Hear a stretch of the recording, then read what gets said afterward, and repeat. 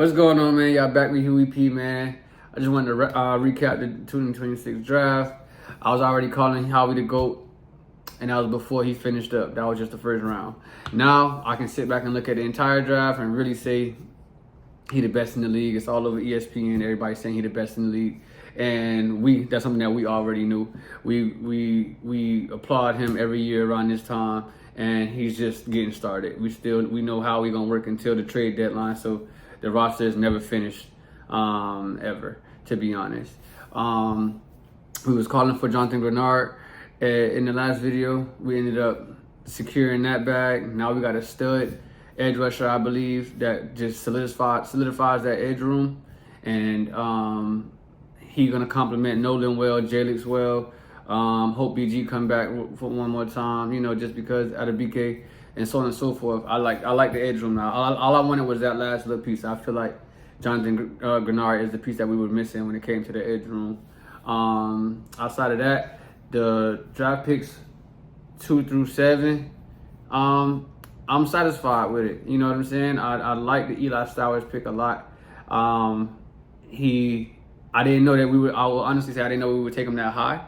I had him maybe going, a little later or what have you, but how we saw what he wanted and went and got what he wanted. So we ended up with Eli Stowers at tight end, the backup, Dallas Goedert, who I love also. So I guess the 12 personnel, the 2 tight end set's gonna look good. He's not Sadiq when it comes to blocking, but he is dynamic in the passing game. He should give Jalen another target to throw at.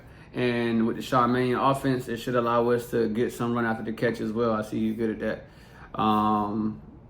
Other than that, who else we got? We got the big tackle, Markel Bell from the University of Miami. Shout out to the U. And the guard from Georgia, Michael Morris. I like both of those guys just for being big as hell, to be honest. Just 2 big-ass football players. As a UM fan, I've seen Markel Bell play. He was just in the national championship game. He is a big mammoth of a man. He will make everybody else on the field look small. And if you want to get by him, you're gonna have to do your best. And between both of those guys that we drafted, neither one of them gave up a sack all year. And that's just a stat that we can look forward to. I'm sure they both need some polishing. We don't have Stout U anymore, but we're going to send it to our offensive line university that we got right now. And hopefully they end up flourishing into being better. I didn't like our offensive lineman depth last year. And we have a lot of young guys between the guys we drafted last year in the draft as well as this draft. We got a lot of young guys on that line outside of Fred Taylor. Is Mekhi Becton going to come back? Who knows? I'm understanding that now we are able to sign free agents and it won't count against Howie's compensatory formula. And I know he cares about that, so I wouldn't be surprised if we made another signing real soon. We also signed a quarterback, interesting player, North Dakota State. We know we got history over there. He's a scrambling quarterback. He got a strong arm and he can run the ball good. I don't know how good of a quarterback he is if you put it all together, but I know he can throw the ball and I know he can run the ball. So as far as his IQ and stuff like that, that's something we're gonna have to see, and hopefully we take him to the quarterback factory and he come out on the other side, especially if we end up trading Tanner McKee. And I also like the safety from North Dakota State that we drafted. I know he's gonna get the Reed Blankenship comparison simply because he's a white man, but honestly, watching his tape, especially for a late round pick, his tape looks good. He looks like a sure tackler, and he looks like he reads the play and diagnoses it very well and makes a play on the ball very fast. So I like that. He looks very cerebral out there, is what I would say, and that does remind me of Reed Blankenship. But I think just because he's a white boy, he gonna come in and they're gonna call him Reed Blankenship. And I ain't mad at that, as long as he ain't mad at that. So we'll see how that pans out as well. We got our last pick was an edge rusher, as well as the defensive tackle from, I believe, Nigeria, O.R. Bernard. He just looks like a specimen of a man, and you know you gotta be good if you get drafted in the NFL and you ain't never played in the NFL. So he gotta be, whatever Clint Hurts seen in the practices, it had to be good to make them spend a pick. Not an undrafted free agent, but spend a pick on him. He had to look like something, and hopefully within the next year or two, he could be the next Jordan Mailata And we could be talking about him, how we found a diamond in the rough as well. But that's about it. But I do like the draft. I like all the guys that we were able to go ahead and secure. As far as the undrafted free agents, the two main standouts were the tight end Daquan Wright from Ole Miss, and then the linebacker from Bama, Deontay Lawson.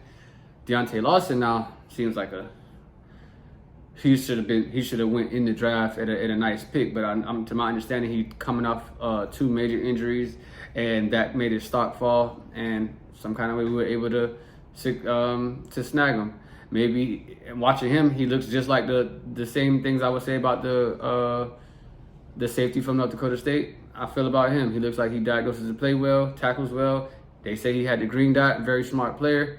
As long as he can stay healthy, maybe he the new Nakobe Dean. He can come out there, compete with Smile Mondin, compete with Jeremiah Trotter Jr. And who knows, he could be another steal of the draft as well. But outside of that, I just want to say, man, I'm very happy with what we came away with this draft. I do feel we got to figure out something at safety. And I thought that I have figured out that, you know, like I said, with the compensatory picks that we can sign free agents that won't count against it, so we would go sign a vet. But looking at the veteran safeties that are available right now, there aren't many that I would really care to spend money on or anything like that. We got Jalen Mills out there, a bunch of ex-Cowboy safeties, Xavier Woods, and so on and so forth. But the Taylor Rapp was the only one I kind of think maybe I would take a flyer on. But unless Howie wants to trade, call the Browns about Del Pitt, or the Falcons about Jesse Bates, that would be the best. I feel like we just one safety away from saying we got the best roster in the league again, like they've been saying every year. So right now, I got faith in Makuba. I don't hate Marcus Epps. So I'm trying to come around to that being the reality of what we're going to end up with. But I wouldn't mind even a Justin Simmons or somebody to come in to play safety for us, just to put out there and compete. And then and hopefully if he wins the spot, then that would just look better as far as on paper, and hopefully it translates on the field. But that's all I got for today, man. I just wanted to express how happy I am about this draft. Now we're going on to the next part where we're going to see some rookie mini camps and how we're going to keep working and adding people to this roster. The musical chairs will begin with the practice squad and the roster, the players on the roster. So I'm ready for it to get interesting. And I guess I'll be back the next time we sign somebody else new, man. I'm waiting for Howie, and I'll see y'all soon. Go Birds, man.